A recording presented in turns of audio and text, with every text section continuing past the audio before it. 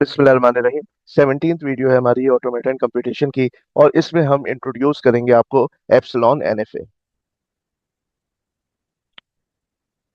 तो epsilon NFA का मतलब है finite automata with epsilon transitions. यानी कि हमारे पास जो फाइनाइट ऑटोमेटा है इसमें आपको जहां पर इनपुट सिंबल नजर आएंगे ना ट्रांजिशंस के लिए, वहीं पर एप्सिलॉन भी लिखा नजर आएगा आपको, यानी एम्प्टी स्ट्रिंग पर ट्रांजिशन।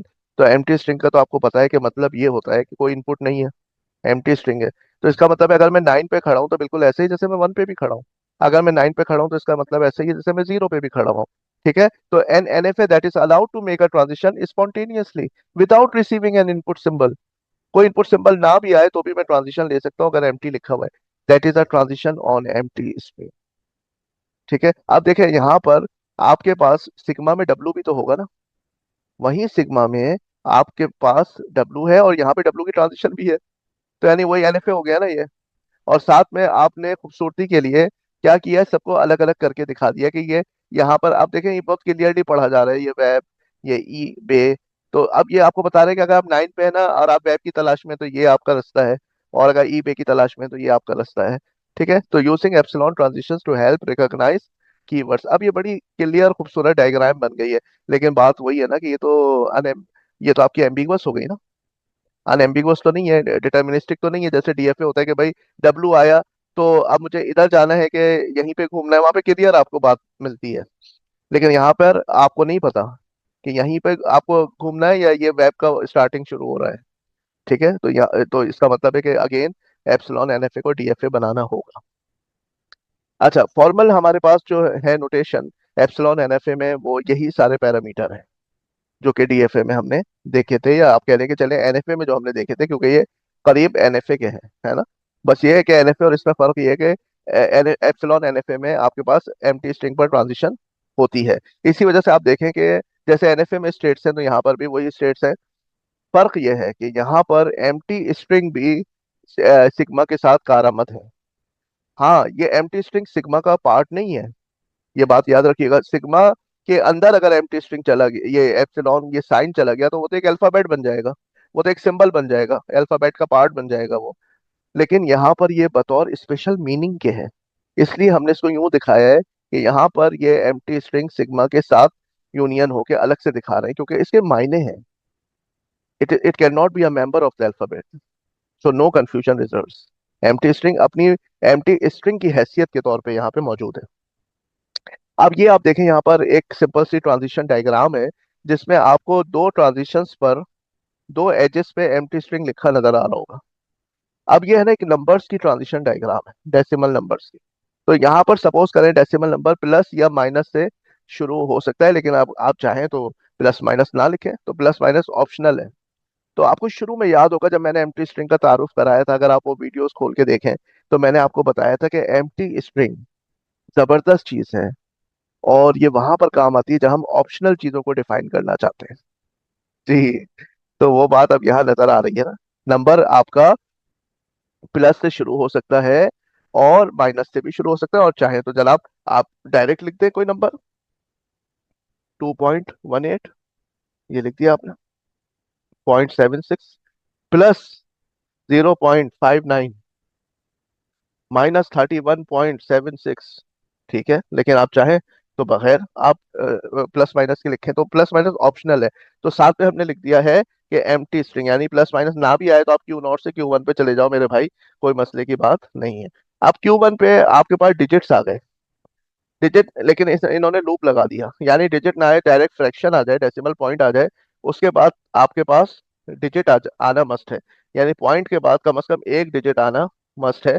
उसके बाद आप क्यू थ्री पे चले गए, जब तक डिजिट आ रहे हैं आते रहे, और जब खत्म हो जाए या नहीं आए तो आप क्यू थ्री से डायरेक्ट क्यू फाइव पे जा सकते हैं, जो एम्प्टी जो कि आपके पास एक्सेप्टिंग स्टेट है। ठीक है, तो क्यू थ्री और क्यू फाइव आपस में जुड़े हुए हैं, एक ही है। क्यू थ्री पे पहुंच गए तो मतलब कि क्यू फाइव पे पहुंच गए, एम्प्टी स्ट्रिंग का फासला यानी कि कोई फासला नहीं है।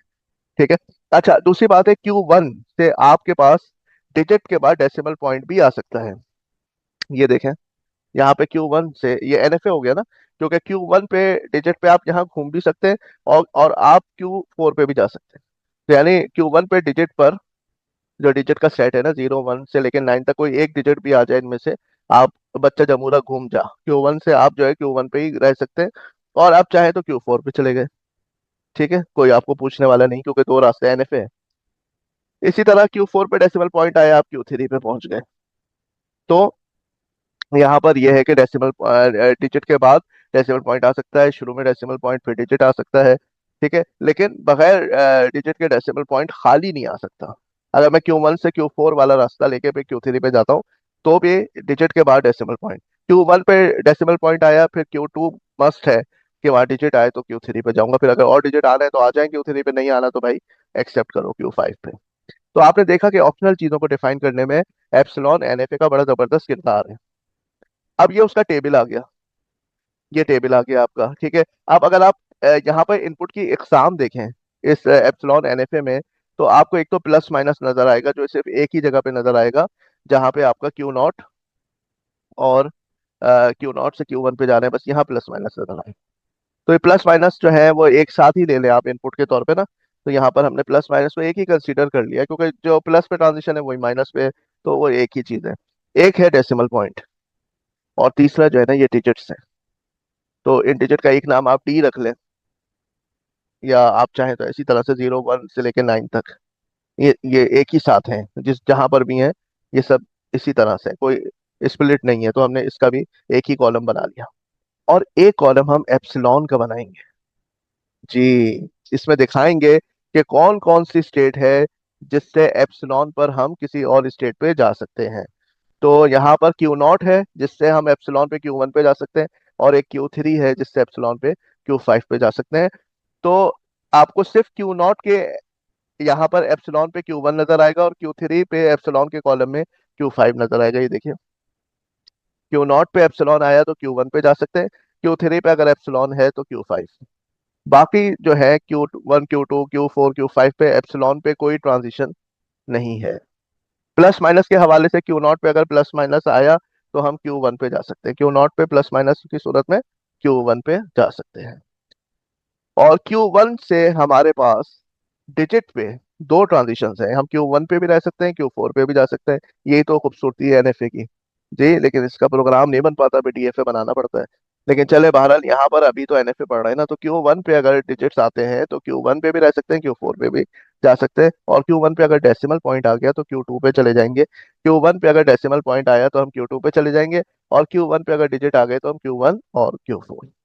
तो इस तरह से हम इसका जो है एप्सिलॉन NFA का ये टेबल बनाएंगे। अब आते हैं हम ट्रांजिशन कैप, तो आपको पता है DFA का में भी हमने एक्सटेंडेड ट्रांजिशन फंक्शन पढ़ा था, ट्रांजिशन कैप। NFA में गए थे तो वहां भी पढ़ा था। अब आइए हम एप्सिलॉन NFA में भी ट्रांजिशन कैप पढ़ लेते हैं। इसमें सबसे पहली चीज जो है ये फंक्शन है एप्सिलॉन क्लोजर का, जो कि दरअसल मैं आपको DFA कन्वर्जन, NFA एप्सिलॉन से जब हम DFA में कन्वर्ट करेंगे अगली वीडियो में, उसमें ज्यादा डिटेल में बताऊंगा। सिर्फ यहाँ पर आप ये समझ लें कि एप्सिलॉन क्लोजर का मतलब ये है कि कौन कौन सी स्टेट जो है वो एम्प्टी स्ट्रिंग के फासले पर किसी भी स्टेट से जुड़ी हुई है। मिसाल के तौर पे अगर मैं यहाँ पर आता हूँ और एप्सिलॉन क्लोजर मैं लेता हूँ Q0 का, ठीक है, अगर मैं, और इसको मैं शॉर्ट फॉर्म में जो है ना EC ले देता हूँ, ठीक है। अगर एप्सिलॉन क्लोजर मैं सबका निकाल लेता हूँ, एप्सिलॉन क्लोजर Q0 का क्या होगा। ठीक है, तो Q0 पे अगर एम्प्टी स्ट्रिंग आता है तो मैं Q0 पे भी रह सकता हूँ, और मैं Q1 पे भी जा सकता हूँ। याद रखिएगा कि एप्सिलॉन क्लोजर जब हम किसी स्टेट का लेते हैं, तो अगर कोई इनपुट ट्रांजिशन एप्सिलॉन की नहीं है तो वो स्टेट कम से कम रिटर्न में आ जाती है। जैसे एप्सिलॉन क्लोजर अगर मैं Q1 का लेता हूँ, तो उसमें मेरे पास खाली Q1 आ जाएगा, कि कुछ ना आने पे मैं Q1 पे तो रह सकता हूँ ना, तो इसको कहते हैं एप्सिलॉन क्लोजर। इसी तरह से एप्सिलॉन क्लोजर अगर मैं Q2 का लूंगा, तो मेरे पास क्या आ जाएगा, सिर्फ Q2 आ जाएगा। लेकिन अगर मैं एप्सिलॉन क्लोजर लेता हूँ Q3 का, जी, तो मेरे पास Q3 भी आएगा और Q5 भी आएगा, क्योंकि एम्प्टी स्ट्रिंग से मैं के फासले पे, यानी कोई इनपुट ना आने की सूरत है, मैं Q3 पे भी रह सकता हूँ, और मैं Q5 पे भी जा सकता हूँ एम्प्टी स्ट्रिंग पे। इसका मतलब है Q3 पे खड़े होने का मतलब है कि जैसे मैं Q5 पे भी खड़ा हूँ, Q0 पे खड़े होने का मतलब है जैसे मैं Q1 पे भी हूँ। तो सिर्फ इन दो में, Q0 और Q3 के केसेस में, मेरे पास ये दो आएंगे कि एप्सिलॉन क्लोजर ऑफ Q0 में मेरे पास Q0 Q1 आएगा, और एप्सिलॉन क्लोजर ऑफ Q3 में Q3 Q5 आएगा। बाकी एप्सिलॉन क्लोजर ऑफ Q4 में सिर्फ Q4 आएगा, और एप्सिलॉन क्लोजर ऑफ Q5 में मेरे पास सिर्फ Q5। ठीक है। अच्छा जनाब, अब मुझे एक स्ट्रिंग चेक करनी है 5.6।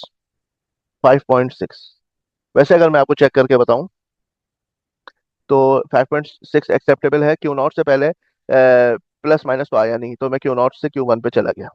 अब Q1 पे 5 आया, तो मेरे पास दो रास्ते हैं, या तो मैं Q1 पे रह सकता हूँ या मैं Q4 पे जा सकता हूँ। तो 5, सपोज करें Q1 पे मैं हूँ, पॉइंट आया, 5 आया तो Q1 पे रहा, पॉइंट आया Q2 पे गया, और 6 आया तो मैं Q3 पे गया, और Q3 पे से एम्प्टी स्ट्रिंग पे Q5 है, तो एक्सेप्टेबल है। ठीक है, उस रास्ते से भी एक्सेप्टेबल है।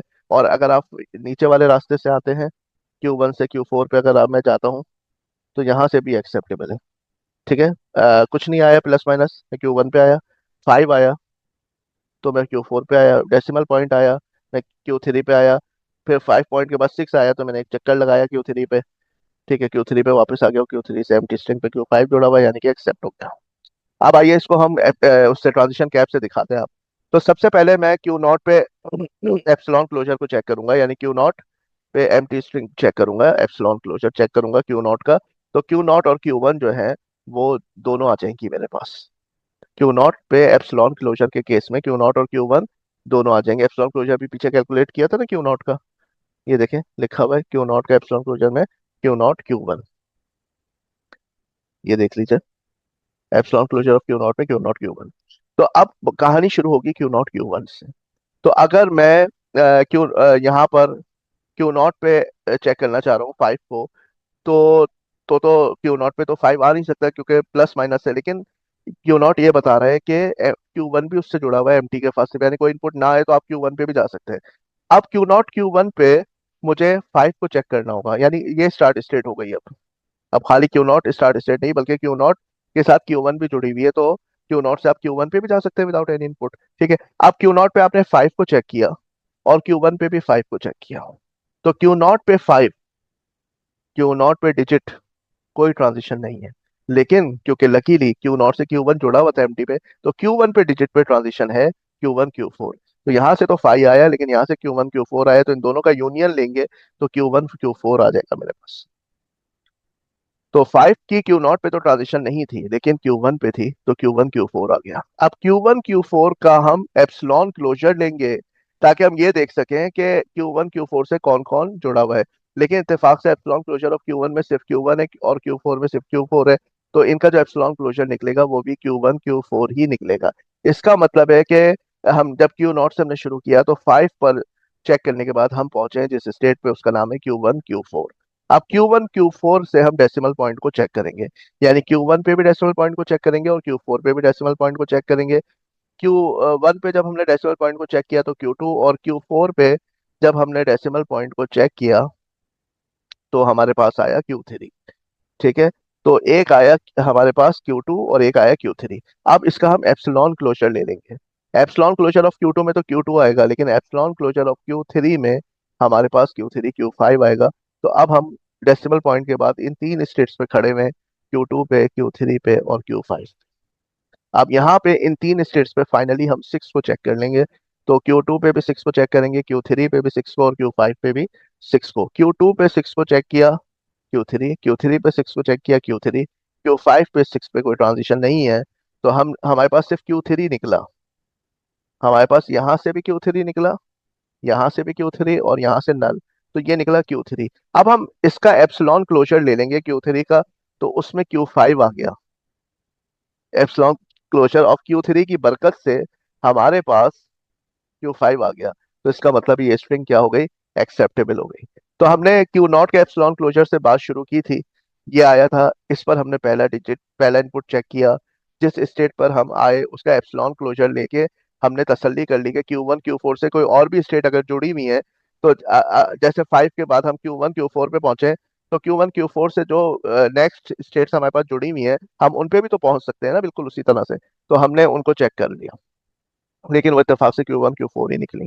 ठीक है, उसके बाद क्या हुआ, डेसिमल पॉइंट हमने Q1 और Q4 पे चेक किया तो Q2 Q3 आया। अब हमने देखा कि Q2 Q3 से एम्प्टी स्ट्रिंग पे तो कोई स्टेट जुड़ी हुई नहीं है, पता चला Q2 से तो नहीं है लेकिन Q3 से Q5 जुड़ी हुई है। तो फिर हम Q2 Q3 Q5 पे खड़े हैं। इसका मतलब है 5 के बाद डेसिमल पॉइंट खाली भी एक्सेप्टेबल था। ये देखें आप, ये हमारे पास आया 5, और डेसिमल पॉइंट हम Q3 पे पहुंच चुके थे, बस एम्प्टी स्ट्रिंग के फासले पे Q5 था, यानी एक्सेप्टेबल था, यानी 5 पॉइंट भी खाली एक्सेप्टेबल है। तो ये चीज हमने यहाँ पे देखी कि हम शुरू एप्सिलॉन क्लोजर से किया, फिर एक इनपुट चेक करके जिन स्टेट पे पहुंचे उनका भी एप्सिलॉन क्लोजर लिया, फिर अगला हमने इनपुट चेक किया, जिन स्टेट पे पहुंचे उनका एप्सिलॉन क्लोजर लेके फिर तीसरा इनपुट चेक किया। तो जो स्टेट्स आई उनका फिर एप्सिलॉन क्लोजर लेके वहां पे रुक गए, और हमने देखा अगर कोई फाइनल स्टेट है तो इसका मतलब ये स्ट्रिंग एक्सेप्टेबल है। ठीक है, थैंक यू वेरी मच।